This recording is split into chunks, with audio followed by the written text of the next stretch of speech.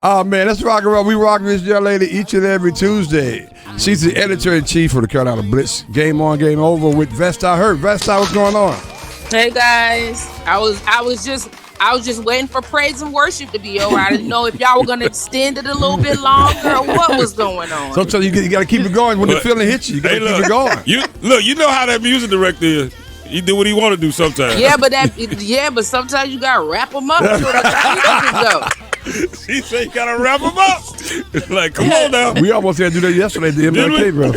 They got him singing that solo. You had to shut it down, but shut it down, baby. Shut it down.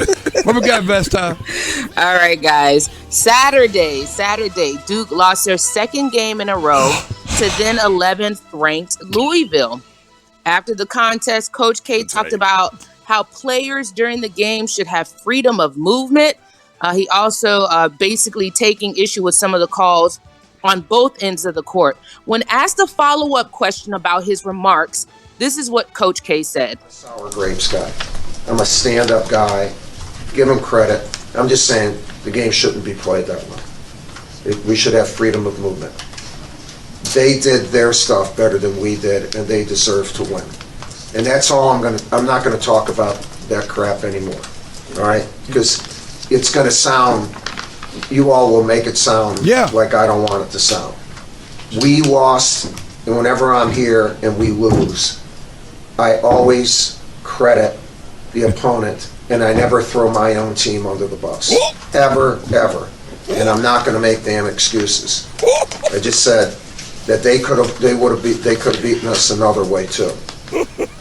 God bless them. All right, guys. Tar Heel fans. I posted this on Twitter and it kind of went crazy. Tar Heel fans thought K's comments were throwing direct shade at Roy Williams, who recently said this year's Tar Heel squad was the least gifted team he's ever coached in his time that he's been back at UNC. Game on and game over. That K's comment that he never throws his team under the bus was a jab at Roy Williams. I really don't think it makes a damn bit of difference. I don't think so. I think that's been overly sensitive from the Tar Heels fans' perspective. I think what? Yeah. I don't think so. I think they're just looking for something because the team is terrible. They're just looking at something to rouse something like that's all we got.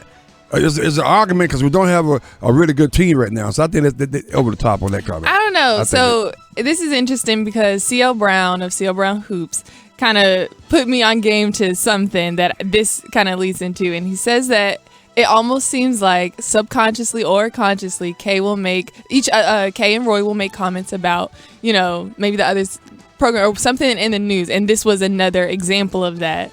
I think that whether he meant to or not, it kind of does come out as a little shade towards the Tar Heel or Roy. Why are you talking about them? The Tar Heels suck. Yeah, and Roy went on radio and said that he's coaching the least gifted team he's ever coached. Why you play in Louisville? Why we bring that into the conversation? That's what I'm saying. I think it may have been subconscious. He was trying to say I didn't like the calls, but don't get me wrong. I am crediting Louisville with this win. They could have beat us another way as well. He would have said that if they would have won the game.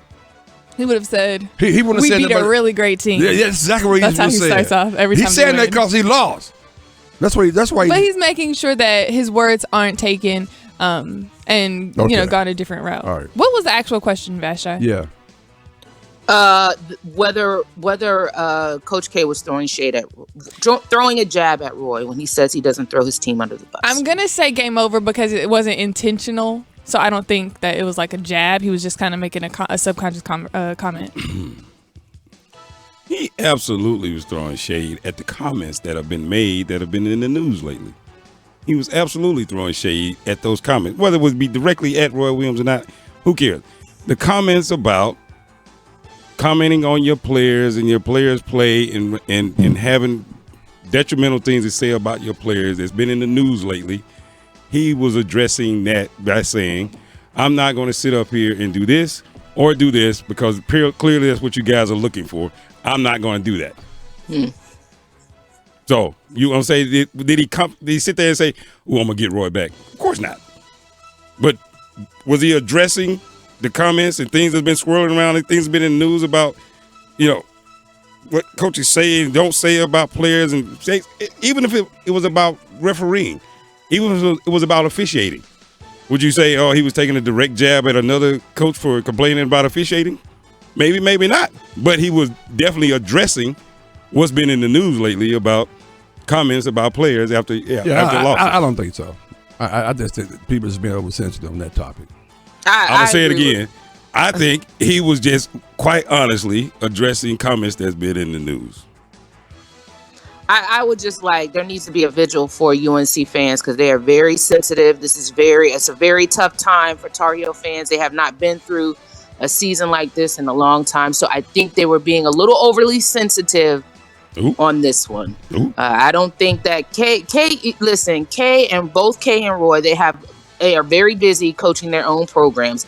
Do they keep their ears to the streets or do they have people telling them what's going on? Of course. Was this a direct jab at Roy Williams? No, I don't think so at all. I think that he was just speaking in general. Although I can see how Tar Heel fans how it may be perceived as such, because, it's tough for them. And some people say that Roy threw his team under the bus, but, was Kay throwing a jab at Roy? No, not at all. Well, of course, all things basketball revolve around, UNC basketball. So, of course, it had to be something to do with Roy Williams, according to most Tar Heel fans. All right, Vashti, I will. Last week, we talked about if David Tepper should open his wallet to Joe Brady. That was one of my questions after the LSU win as offensive coordinator for the Panthers. He did. I do want to note contract details have not been released yet. This past Friday, I was there for his first press conference. And this is what he had to say when he was asked about his age. He turned 30 on September the 29th. There's one thing I've never done. I've never thought about my age or talked about my age. You'll never hear me talk about my age. I don't believe that your age determines how good of a coach you are.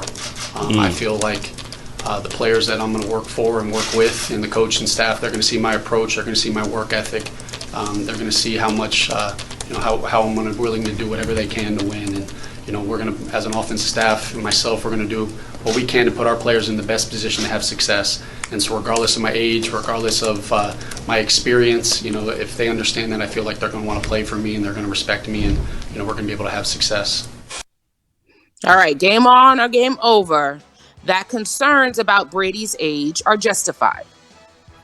That's a good question. I don't know. I mean, age or experience?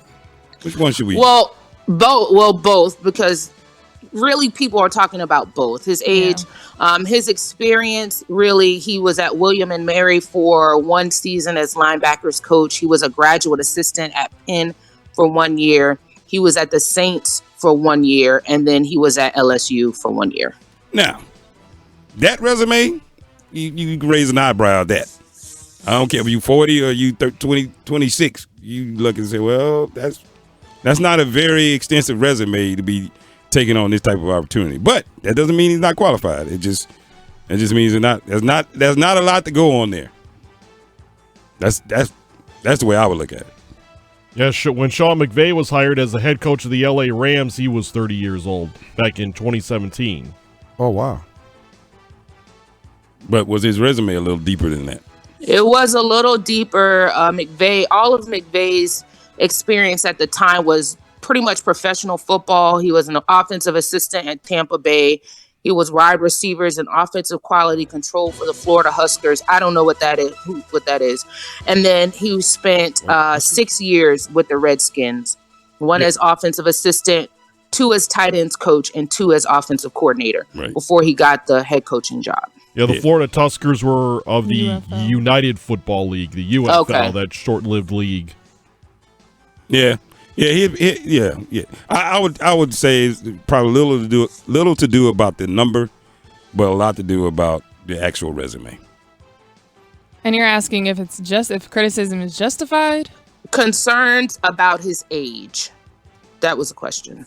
Like game over, or game on, game over. Is there cause for concern? Concerns about his age are justified. Oh, justified. Okay. in the sense of like, yeah, you don't know what this guy is gonna do. He doesn't have too much experience at each stop. He's there for a year and then moves on to something else. It's justified if you are curious because of it's not like a lengthy list. So I would say yeah, but it's not anything like, just let the guy do his job. He got the job, so see what he can do. I agree. Yeah, I was there. You can tell that he's a young guy. Even in the way that he answers questions as opposed to maybe older, more seasoned coaches. But that may be a good thing. Maybe a breath of fresh air is needed at the Carolina Panthers and maybe in the NFL as a whole. So, I can understand concerns about the age. We'll just have to see, if they're going to be justified or not. That's kind of like a wait and see thing. Yeah. Thanks for having me on the extended time today. I feel special. You are special, Vashti. I know. Let's keep it going. All right. You mentioned right before the break, the Panthers, more Panthers news. Matt Rule and Carolina officially announced that Phil Snow, Rule's defensive coordinator at Temple and Baylor, will be joining him in the same role at Carolina.